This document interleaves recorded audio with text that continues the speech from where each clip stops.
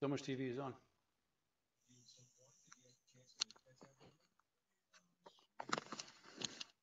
All right, hold on, Max. Let him.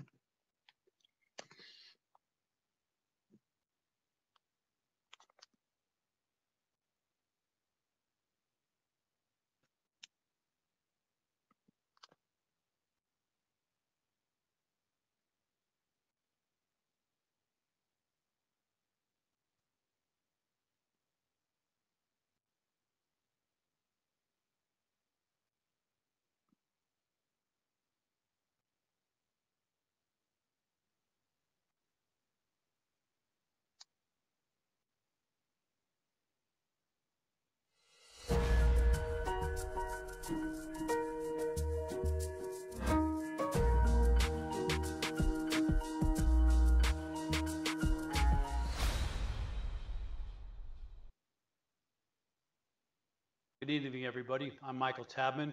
Welcome to Crimes and Times. If you've been watching the news lately, you had heard everything is Russia. It is all about Russia. The Russians have been a foreign counterintelligence competitor of ours for a very long time, but so have the Chinese. They are fierce competitors in the counterintelligence arena. And I thought tonight we'd focus on foreign counterintelligence, specifically with two of our major opponents, the Russians and the Chinese. We have joining us tonight two old colleagues of mine who have a tremendous amount of experience in foreign counterintelligence, having worked their lives, adult lives, let's say, in the FBI. First, we're joined by Mike Rockford, with a lot of experience in Russian FCI, and then we'll move to my old friend Wayson Dunn, who has a tremendous amount of experience with Chinese FCI. Let's start with Mike. Mike, a few weeks ago, we were talking about Paul Manafort, and it was big news on this show when we found our old boss, Robert Mueller, now special counsel, had impaneled the grand jury. Since then, things have gotten a lot more active. We know that he did a no-knock warrant on Manafort's home, and now we found out that Manafort was the target of a FISA. Could you please explain to the audience the difference between a FISA and a criminal, Title III, and what the difference is and why that's so important? Yeah, sure. It's a pleasure to be here. First of all, FISA is a Foreign Intelligence Surveillance Act court. There used to be three. I think there's probably six now judges that the affiant, the Bureau, has to go to every time they try and establish probable cause in order to exert or initiate special techniques against a subject. By special techniques, I mean FISA will give you the ability to conduct covert searches where you do not have to leave a notice that you were there. You cannot grab and seize things of evidence. You can only photograph them and return them in the same place that you were there. It's also done covertly without the knowledge of the person who is your target. So you bring in very sophisticated people who can not only get you access through locks and alarms, but also put things back exactly how they were when you arrived at the house. And it gives advantages for intelligence operations. And the intent of FISA is to gather intelligence for an intelligence case. It's interesting. The nexus for criminal cases and FISA is espionage. So if we conduct an espionage investigation, including an investigation under the FARA Act, the Foreign Agent Registration Act, we will go to FISA. The primary intent is to gather intelligence, but as we conduct the investigation, we can simultaneously conduct evidence to prosecute the target. And now, so you bring up a good point, Mike. Let me interrupt you 90% of your FISAs are not for prosecution. Right. A great point. I want to get you when you mentioned FISA. So FISA is for intelligence, which means we may never bring it to prosecution. We get the information. We never tell the target that they've been under surveillance. In this case, we're talking about a wiretap. But you mentioned probable cause. That is the same level of evidence we need to get a criminal search warrant or a criminal Title III. So I hear many people ask, well, you don't need as much evidence, or the burden of proof is Now, not the same. But that's not true according to what you're saying.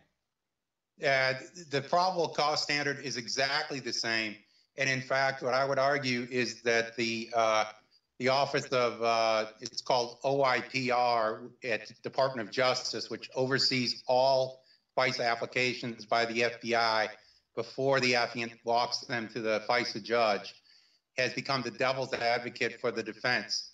And they set the bar so high in order to get probable cause for FISA. I would say it's harder to get FISA many times than it would be to go a Title III. Interesting. Wait, so let me bring you in on this topic here. FISA against an American citizen. What do you think about that? What reaction does that get from you?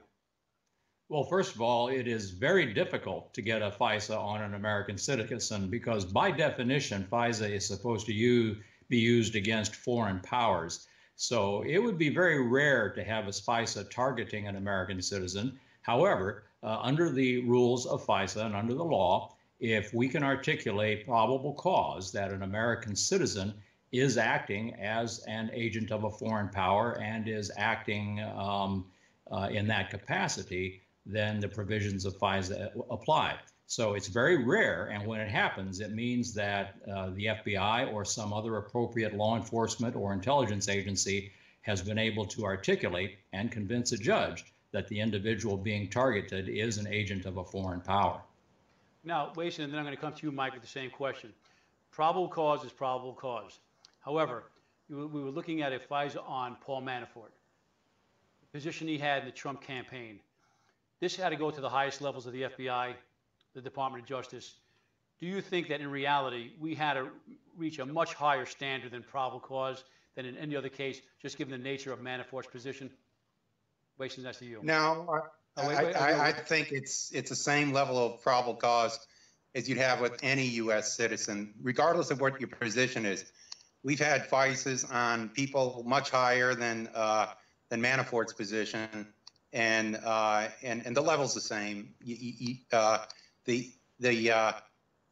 FBI is very careful not to apply for a FISA in a willy-nilly fashion, and certainly Department of Justice is never going to be just an open door for us to go through them to FISA in order to get a FISA against the U.S. citizen. So one other point I'd make is with Paul Manafort, the fact that he was the campaign manager for the president-elect is nothing to do with what the Bureau was looking at, because when you look at the beginning of that case, that's a 3 to 4 year old case, and so it may have been closed and then reopened, but the Bureau had probable cause to look at Manafort. You just look at the public information out there where he made promises on paper to the Ukrainian president and his staff to make available to them some influence points at the president-elect. That in and of itself is, I would say, is prima facie evidence of a violation of FARA. He's offering to be an agent of a foreign power. Okay, so we'll clarify that. Now, before we go to you, Wason, on Chinese, Mike, what has been your experience with Russian foreign counterintelligence? They have their agents in here trying to get intelligence, trying to flip out people. What are they usually looking for? What is their MO? Is it common? Have you seen this in the past for them to try to influence an election? Or do they do more of the standard cloak and dagger stuff that we've come to see on television and the movies? Is what we're seeing now unusual? Is this show a transition in foreign counterintelligence by the Russians? The Russians have been trying to get into the cabinet level of every U.S. administration ever since 1917. And, they were successful in the Roosevelt era, and quietly they tried to influence different agents of influence that they had within every administration ever since then.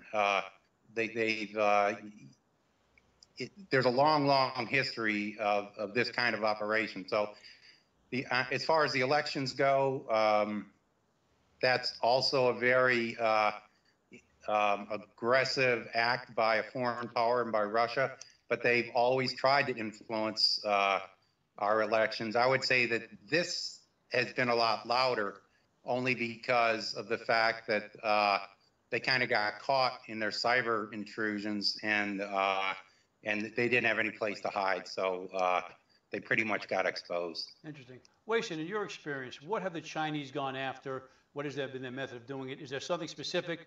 Do they try to influence elections like the Russians do, or do they have another focus for their foreign counterintelligence activities here in the U.S.? You know, that's a great question. Let me start by saying, when you compare the Chinese intelligence services with the Russian intelligence services, there are more similarities than differences. However, there are some differences. Although both of the countries' intelligence services have similar goals with regard to developing agents of influence, or for the Russians, they call it the active measures in terms of manipulating public opinion. I think a couple of the key differences are as follows. First of all, while the Chinese do in fact want to do all those, and they, just like the Russians, want to steal our secrets if they can, the Chinese also have a very, very active program, as they would put it, to win the hearts and minds of Americans. Now, this is somewhat like active measures, but as opposed to necessarily manipulating a political issue or manipulating public opinion, what they're really trying to do is win the hearts and minds and cause Americans, by and large, to view China as a friend. That's one thing. The other thing that I think distinguishes the Chinese intelligence services somewhat from the Russian is that the Chinese intelligence services tend to target people of Chinese ethnicity when it comes to developing their sources and their agents of influence. Now, that doesn't mean they won't target somebody who is not of Chinese ethnicity, but they do tend to prefer that because from their viewpoint, there's less of a question of where that person's loyalties lie. And in fact, that is what they try to appeal to. They appeal to the person's sense of ethnic loyalty, or at least they try to. Right. Well, we find that even in a fraud, sort of the fraud, appeal to affinity, something we have in common, and while we're working together.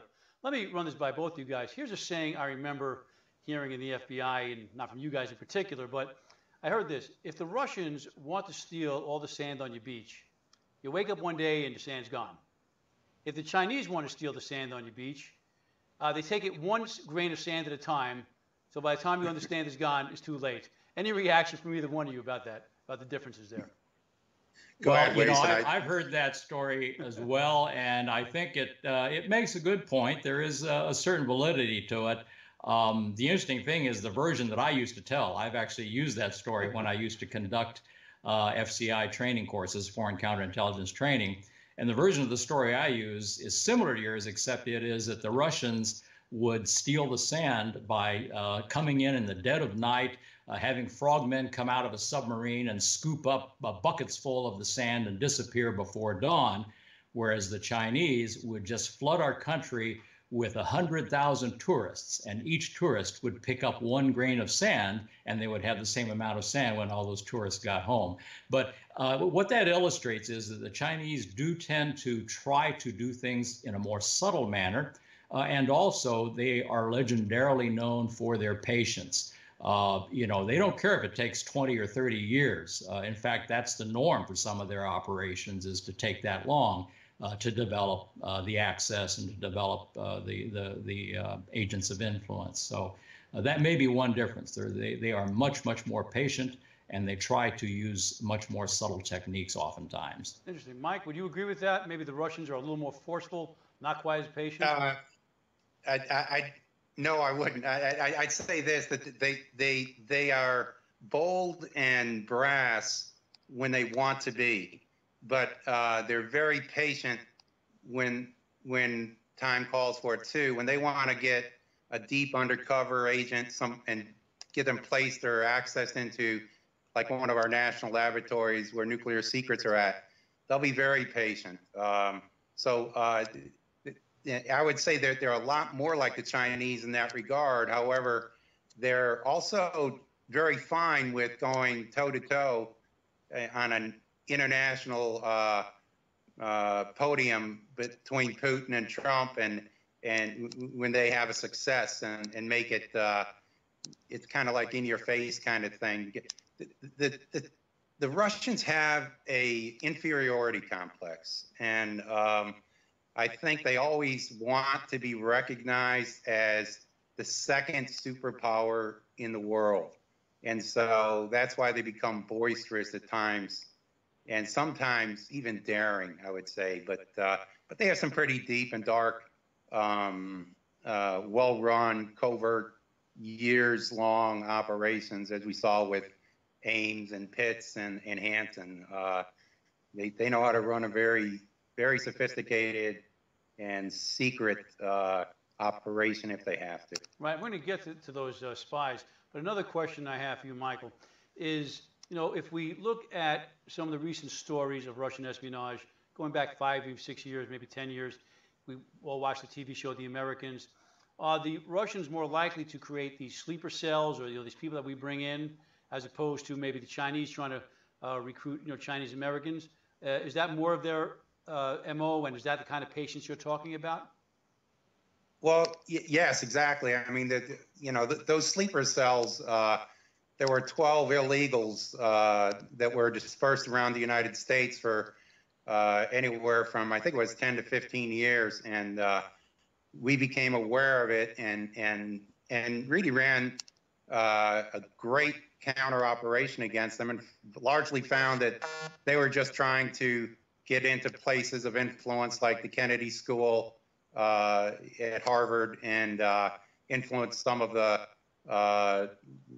the future stars in our political world. So that's one aspect. But the Chinese have done the same equivalency, if I would tell you, through CHIMAC and other very sophisticated cases. I mean, in CHIMAC, you had a guy who came here in 1968 and got into Howard Paragon and basically was able to steal the Aegis submarine capabilities of our quiet submarines and give it to the Chinese. So, and he was running up until the time the Bureau arrested him somewhere around 2005, I think it was.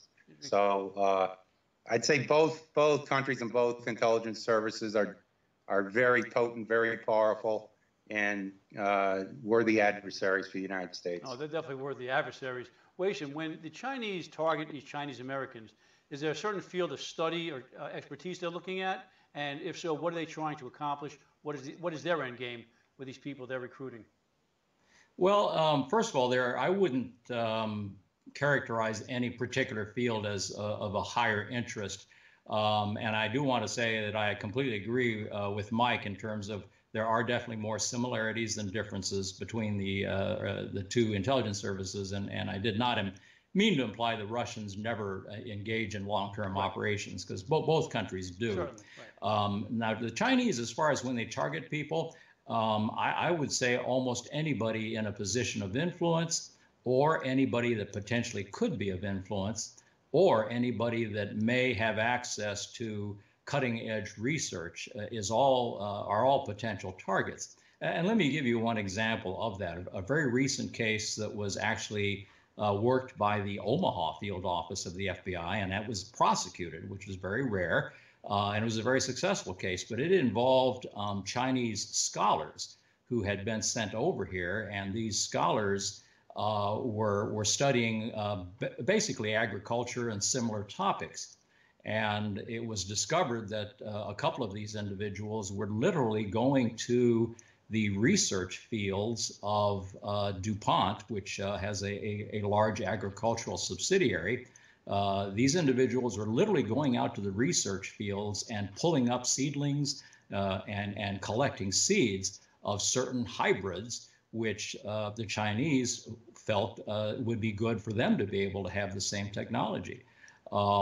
After a multi-year investigation, several individuals were actually charged. I believe one has actually been prosecuted. The others have not come back into the country yet.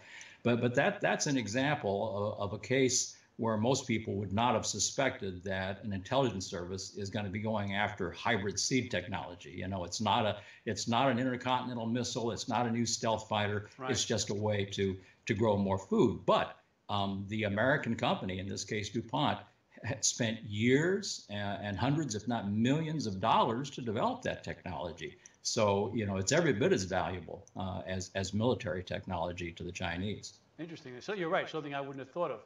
Michael, when I was in the academy, the FBI academy, I remember comparing the kind of training we were getting, our 3 or 4 months in Quantico, versus the training a KGB agent at the time would get.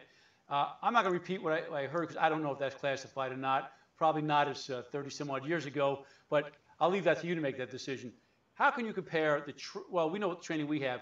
Can you tell us about the extensive training, the the Russian intelligence agent would have before being dispatched to the United States?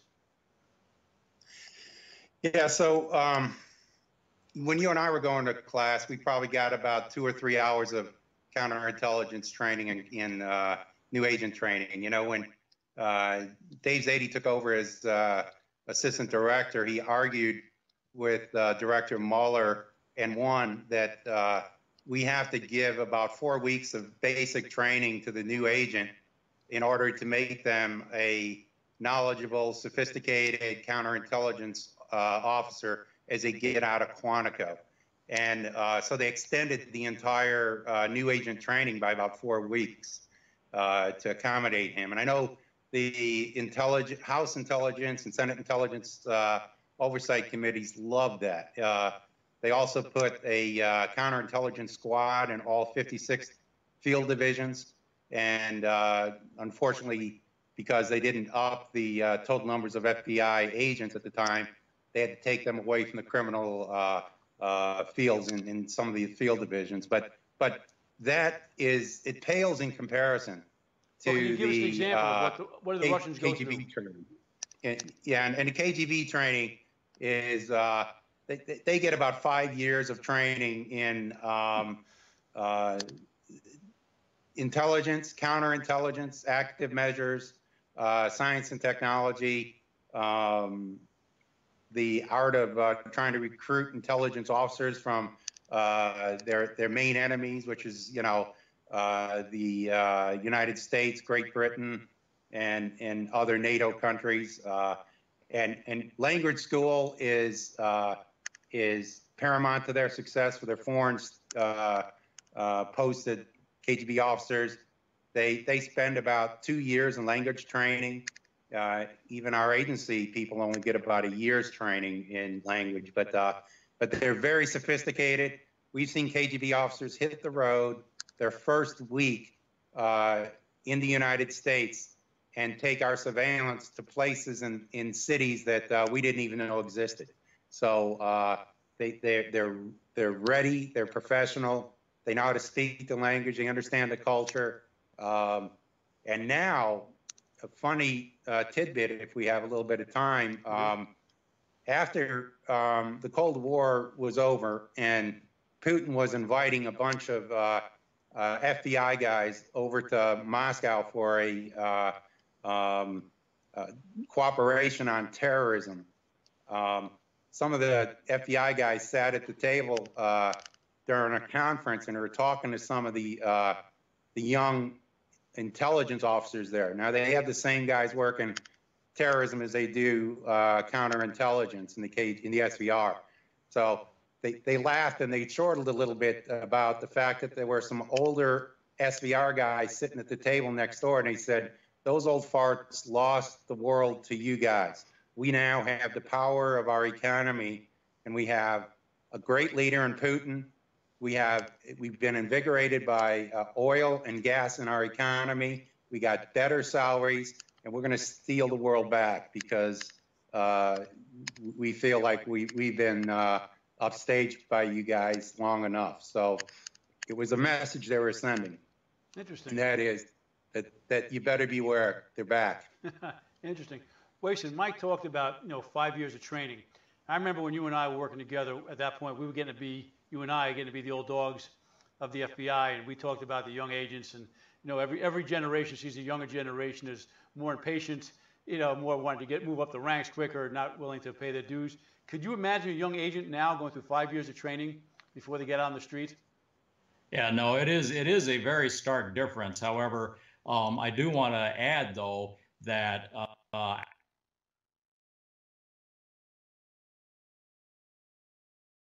Okay, folks, I'm down. I'm not sure what we have going on in Max. I can't. All right, folks, everyone stand by. We haven't had this problem in a while. Skype has failed us. So, go to break and try getting back.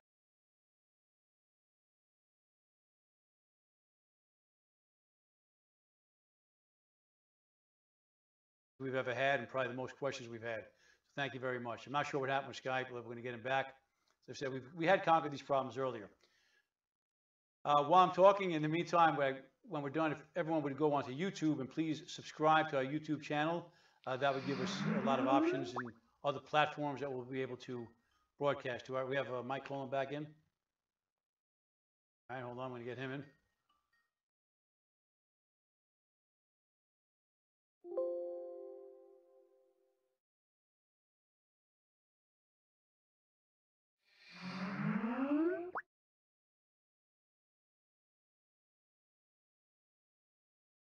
Stand by there, folks.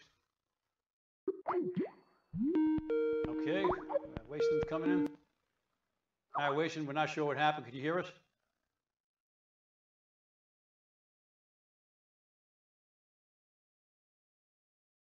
All right, let's put on a break. Put on a break there.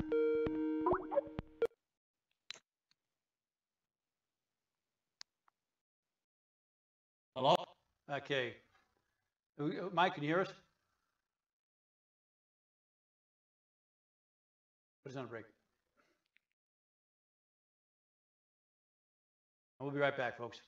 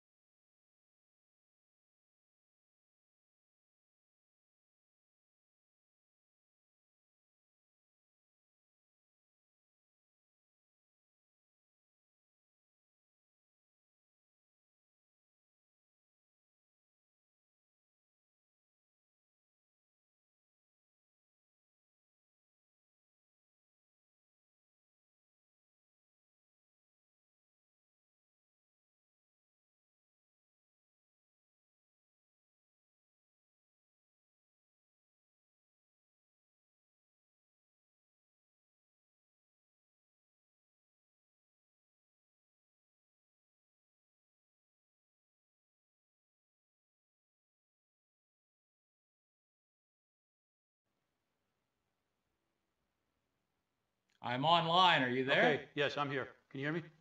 Yes, I got you now. I don't know what happened. No, we're not sure. Skype went completely down. We have Mike calling back in. We'll be back on in a second.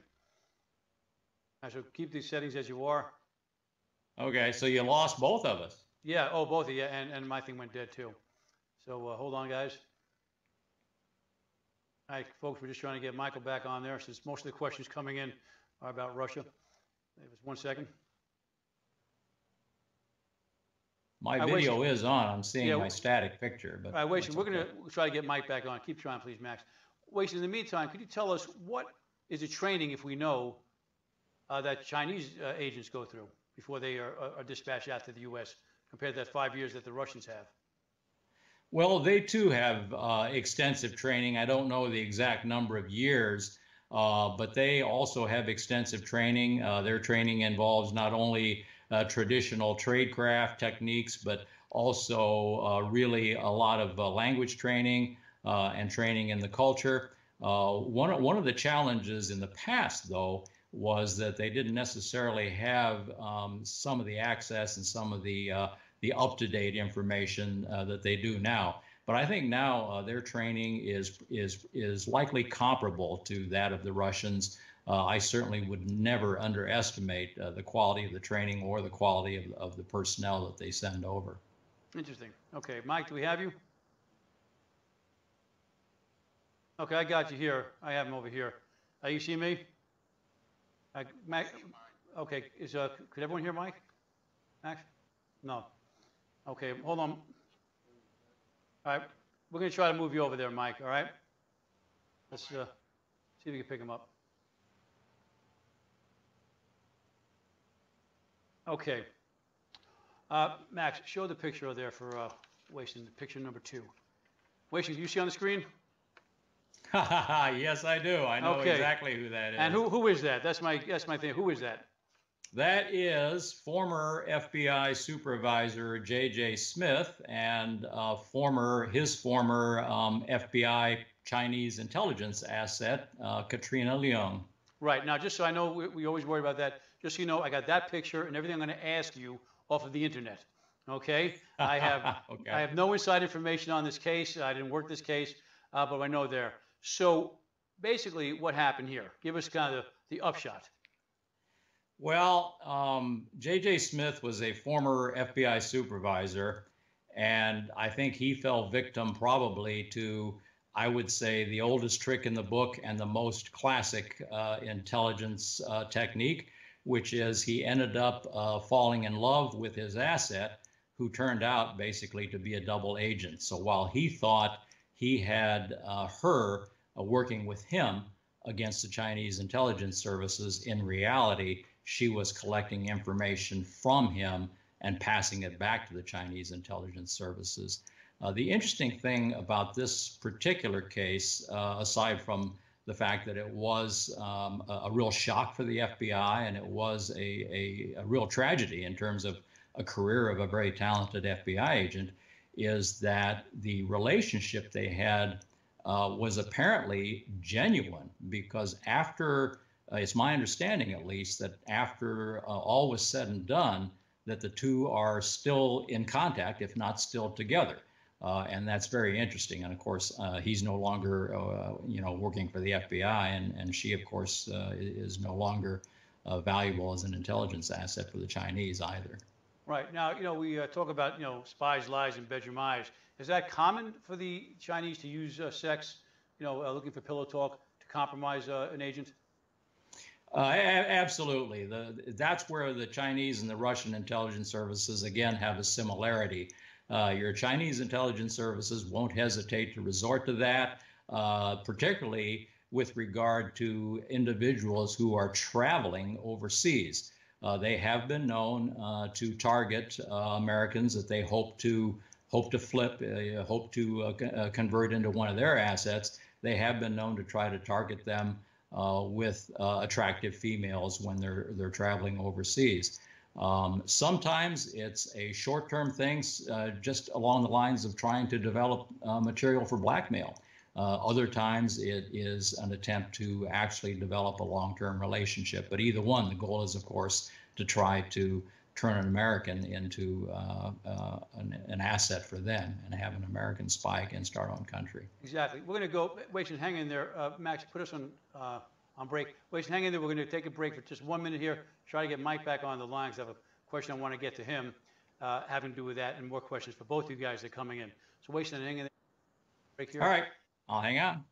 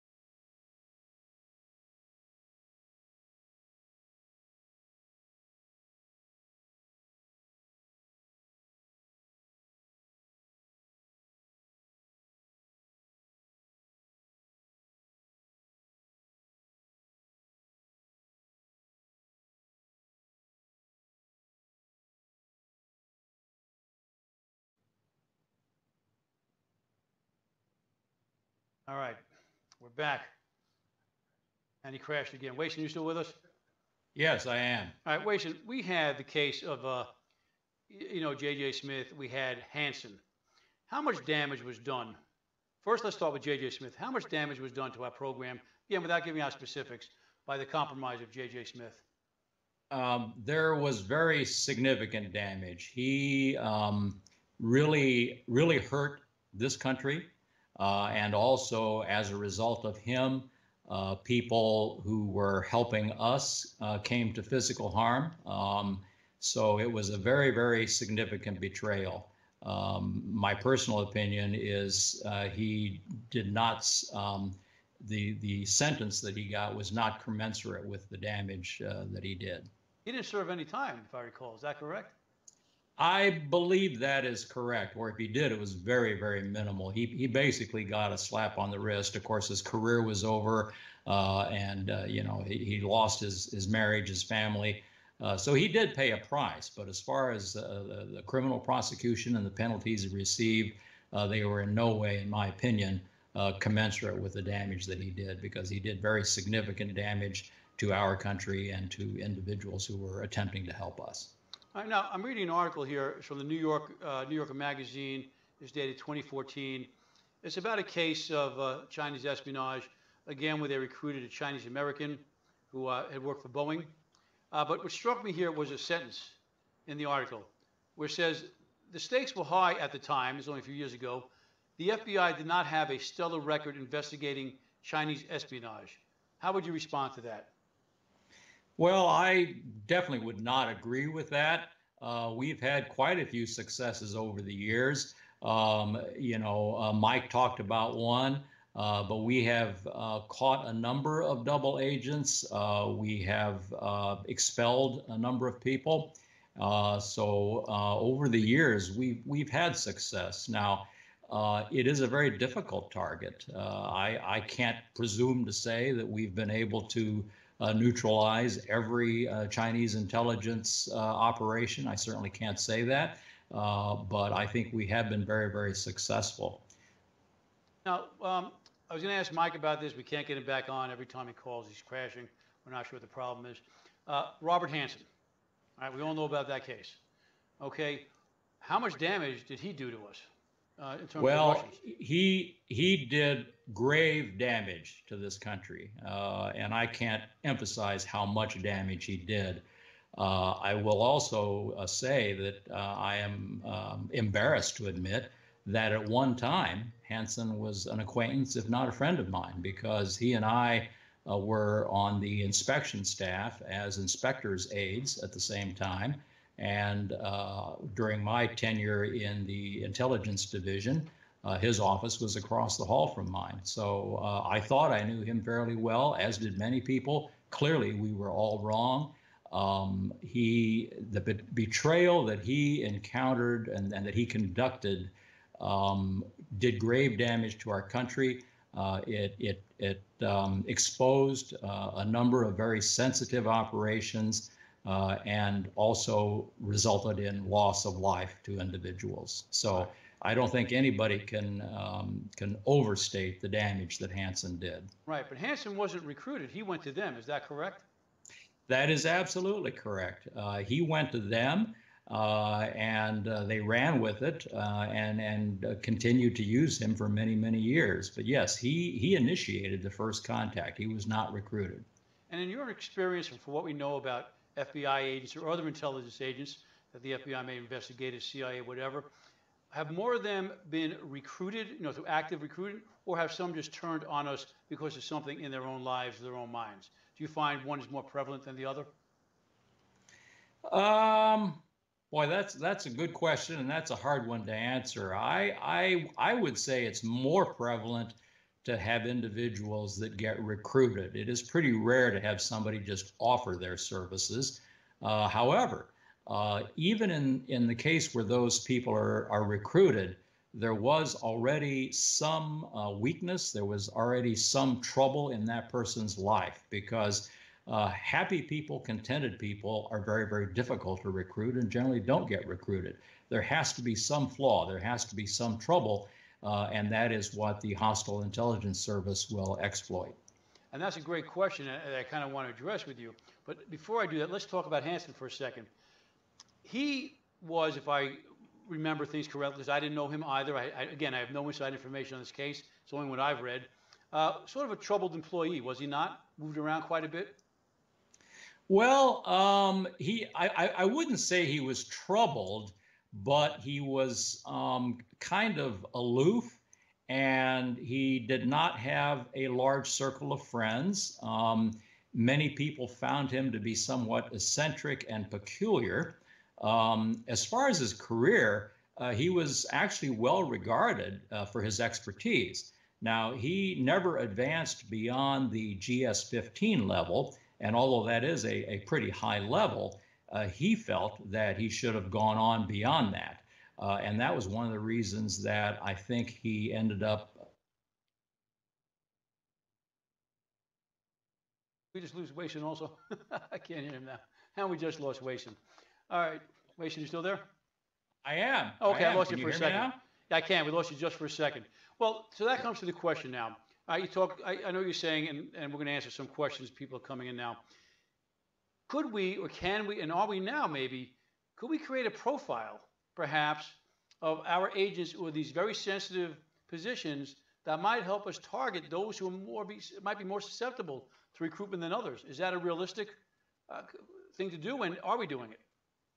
You know, first of all, developing a profile, in my opinion, would not be effective, nor would it be very easy to do, because even though, as I said, all these individuals had some kind of trouble or some kind of flaw, they were so different that it would be difficult to develop a profile. And then secondly, if you did try to develop a profile, you would end up, for example, saying, okay, anybody that is undergoing any marital issue or anybody that's undergoing any career challenges is probably susceptible. So it would be very difficult to profile.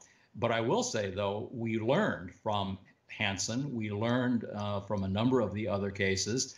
And so what we now have is a very robust personnel security program, which I know you're familiar with as well. So that's why we do such things as have the reinvestigations periodically. And during the background reinvestigations, we look into people's financial affairs. We look into their neighborhood life. We look into their careers. We talk to people that associated with them both in work and outside of work, precisely to try to identify any vulnerabilities and any changes in patterns. And let me hasten to add that even if we identify a vulnerability, that doesn't necessarily mean somebody is going to or has betrayed our country. Far from it. Most people that have vulnerabilities don't end up betraying our country, but by identifying them ourselves, we better position ourselves to help protect these people from any attempts to recruit them, to help sensitize them. So in that sense, I think we have learned from the past, and we are engaging in much more significant efforts now to protect our people and to identify those who might be vulnerable. Yes, because I would say the J.J. Smith case, that picture was taken, him and Katrina at the inauguration, I believe, of George W. Bush. There were a lot of indicators there that something was wrong. Would you agree with that on the J.J. Smith, and that should have been spotted? Absolutely. I completely agree with that. In fact, I had a role in doing the management review after that case to try to identify our management lapses. And one of the conclusions I came to was that because he was very successful and because he was very well respected as an expert on Chinese intelligence services and Chinese counterintelligence, a lot of people looked the other way when they shouldn't have. So in his case, that halo effect was very detrimental, the halo effect being his positive reputation up until his betrayal was discovered. Well, that's exactly right. You know, Wason, I mentioned that case in my first book, Walking the Corporate Beat.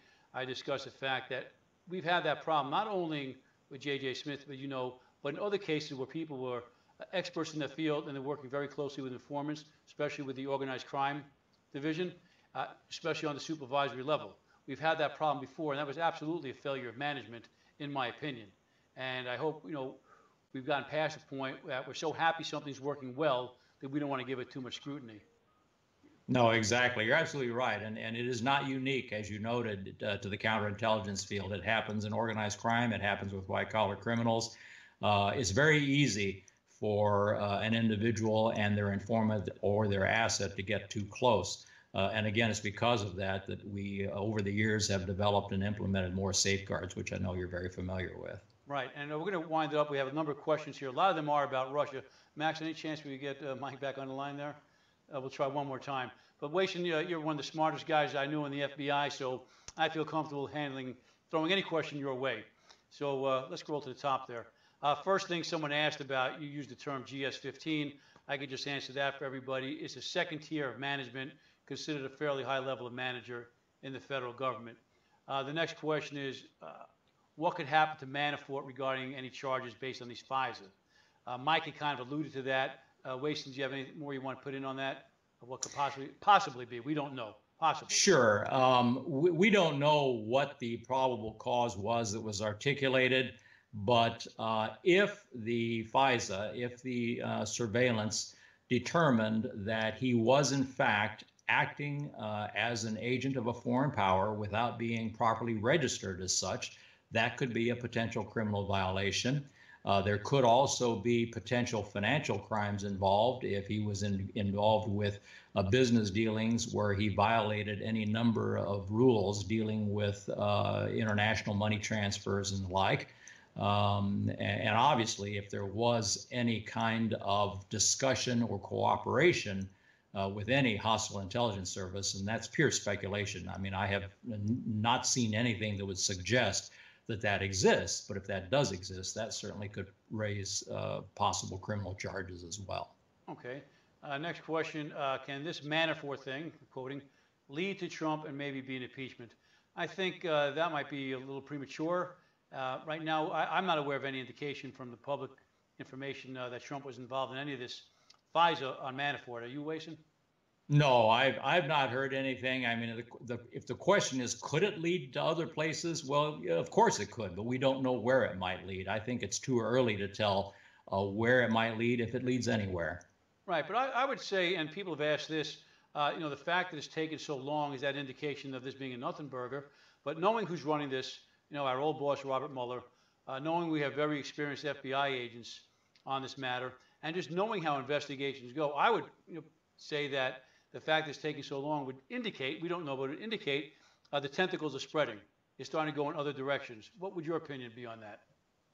Absolutely. I would agree with you on that. The fact that the investigation is still going on and the fact that it's taking a long time suggests to me that the investigators and the people that are in charge, our former boss, former Director Mueller, as well as the prosecutors that are involved in this case, believe that it is fruitful to continue. Because I can tell you, knowing former Director Mueller as I do, he is not going to be wasting effort and time on something where he does not feel it would be productive. That's just not in his nature. So the fact that the investigation is still ongoing suggests that he and the individuals on his team feel that there are still productive avenues to pursue. All right, yeah, I agree. All right, let's keep looking down here on the questions. Someone's making a point that election interference has happened again. Don't we do the same thing? Of course, overseas activity is not what the FBI is the lead agency on. That would be a CIA, other intelligence agency matter. But I think it's fair to say that we play dirty also. I mean, no friends in foreign relations and foreign espionage, right, Wason? Right. I think that is a very, very valid point. I mean, all countries engage in intelligence operations. So we aren't the only country that is a victim, nor are we the only country that conducts those kind of operations. Almost everybody does. Right. I mean, we look at what happened with Hansen, but we have had Russian intelligence officers of that same magnitude come to us, and we swept them up. We certainly didn't turn it away, right? Yeah, that was a golden catch. Absolutely, absolutely. There have been a number of very significant, high-profile double agents and defectors over the years. We have had high-level Russian officials who helped us and then who ended up defecting to our country, and many of them are still here, and some of them are still very active in terms of consulting, providing consulting and I guess assistance is the best word to our intelligence community. And the next question, half statement, half question. Putin being ex-KGB, what's it like having to deal with the head of an intel service, a leader of a country? I would say, Wason, you probably agree that it certainly doesn't help things any for us. He knows the business very well, and he's obviously exploiting it to his fullest capability. Would that be your observation? Oh, absolutely, yes. I think. Well, the way he governs and the way he approaches international relationships is greatly influenced by his background and by his former profession. So his approach, both to governing and both to dealing with his foreign adversaries as well as foreign partners, is from the perspective of a former KGB officer. I think we have to remember that. So even people that may think they are his friends or that they're winning him over, they have to remember he's a former KGB officer. In fact, he's trained to get people to think that they are his friend and that he's winning them over and that they have the upper hand. And that could really hurt at least us or anyone else at the leadership level when they feel they're playing Putin, but really who's playing who, right? That's a very, exactly. Yeah. A few more questions, we'll try to get through them. Don't the Chinese just buy the secrets from people they have dirt on or just want to sell? I'm not sure I understand that question, but I guess they're asking, do we bribe people? And I guess we all do that to the point we could get away with that, right? In terms of foreign counterintelligence, money talks. Yes. I mean, the Chinese, like I said, they have more similarities than differences to the Russians and other intelligence services. So if they think that money will buy what they're looking for, yes, they'll spend money to buy it. But if they think that appealing to ethnic or national pride will work, they will do that as well. The other thing, which is even more insidious, is that one of the reasons that they tend to like to target ethnic Chinese is that they will try to exploit any family ties that may exist. So if they target somebody over here, even if they're 1 or 2 generations removed from their Chinese relatives, if they can successfully identify the relatives back in the old country, if you will, they will attempt to either grant favors to those relatives or in some cases take away favors or make life harder in an attempt to garner the cooperation of the American that they're targeting. So they use all the above. They'll buy it if they can. They'll appeal to national pride if they can, or they'll revert to coercion when they have to, or all three. Right. And I know just from most of my experience as an agent was narcotics and organized crime, and it was all about the money. I said, we got our information. So we know money works. And the questions keep coming in. I may not be able to get you off the phone here. Okay. They want to know, do the Russians and Chinese share an intelligence? Do we know that by any degree? You know, I don't know that for a fact, but I would suspect that they do because they are allied in a number of different ways. And, that's an interesting question because even when countries are so-called adversaries, they may also have cooperative relationships at the same time. And that's true for us as well. There are areas in which we are cooperating with the Russians, both in terms of law enforcement issues as well as international political issues. And there are areas where we are cooperating with the Chinese. So that's a very difficult question. I would say in this day and age, the way all countries are interconnected and the way things have become globalized, that would be the norm. I think the norm is that you are both cooperating with and also have an adversarial relationship at the same time, just in different venues and different areas. Well, again, when it comes to foreign intelligence, no friends, just opportunities, right? Exactly. Right. Exactly. I'm going to ask you one more question from the audience, then I'm going to have a personal question for you. Someone asked, North Korean intelligence, what is that like? Do we know anything about them? Are they active or are they just more sort of that hermit empire and stick to themselves? You know, that's a good question. We don't know that much about them. And I certainly don't have any inside information on that. Based on the information that I've read in open source, I think the vast majority of their efforts are focused on South Korea and focused on things immediately affecting the Korean Peninsula. It's pure speculation on my part, but I think they would probably find it somewhat challenging to try to conduct an operation in our country. First of all, because they are so insular, it's so difficult for their people to leave the country. And then for somebody from North Korea to be able to come into our country and do something would be quite challenging based on the insular nature of their country. I mean, the one thing you have to keep in mind is because of the harshness of life in their country, they run a great risk if they try to send somebody over here. The person very likely would decide, you know what, it's a lot nicer over here than back home. Not a bad deal, right? Yeah. Now, here's my last question on a personal level. I went to Russia, on behalf of the Bureau many years ago, and I was, I'm having trouble with my earpiece there. Hold on, can you guys hear me? Yeah, I can still hear you. Hold on 1 second. Max, Aaron, can you give me the earpiece, please? So, Wason, if you get down there somewhere, please. Thank you. Earpiece. Wason, I was going off to Russia on a trip with the Bureau, and I was warned that, there we go, thank you very much. All right, let me get my earpiece back in there. I'm going to have to invest in something that holds it better. All right, Wason, still there? Yes. Okay, so I was going off to Russia on a trip for the FBI, and I was warned again in the briefings that we get that they're going to try to compromise you, through sex, like we discussed with the Chinese, and our friend JJ there, and they'll pay very attractive prostitutes to come up to you and try to seduce you, and then get you in a compromising situation. So when I was at the hotel, I noticed again in the lobby, very beautiful women that at least I thought for whatever reason might be these girls, and I was there for a week. No one ever approached me. So what does that mean? Should I take that personally? That my appearance was so bad, or should I take that professionally? They just didn't think I was important enough to compromise. How do I interpret that? Well, you're such a good friend. If we weren't on the air, my answer would be different. Well, we'll let it go. But just so you know, I even shared that story with my wife.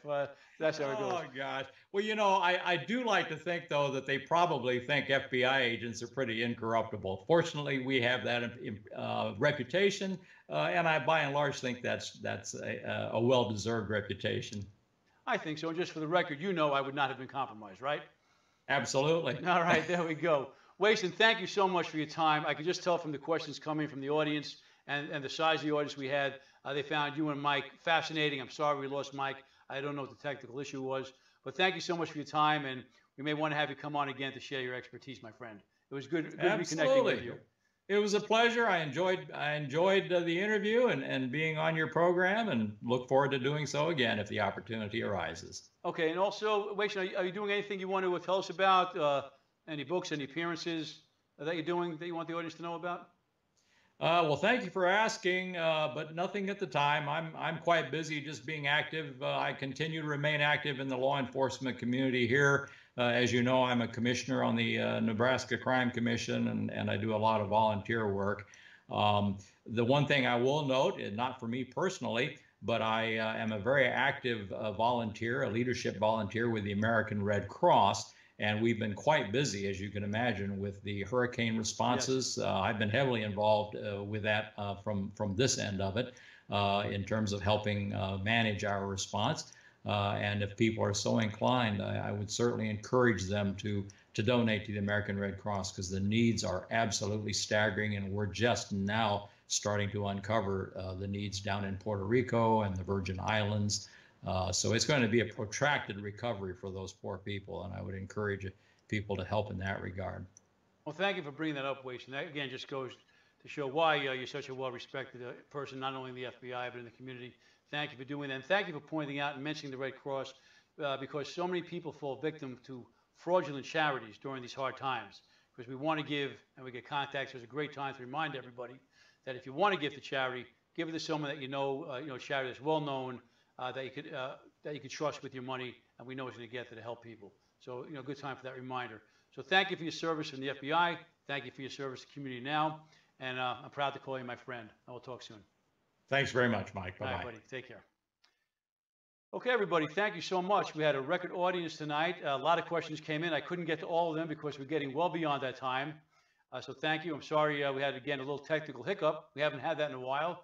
We're not sure where that came from, but we will work on it, and I will get a more secure earpiece next time around. Next week, another exciting show coming up. We are going to speak with one of the legendary FBI undercover agents, and he has stories and done things that no one else has been able to do. I had the pleasure of working with him for several years on Narcotics Task Force. He infiltrated drug trafficking organizations. He infiltrated the mob. He infiltrated corrupt cops. He's done it all. You don't want to miss it next week. I'm Michael Tabman, and thank you for watching Crimes and Times.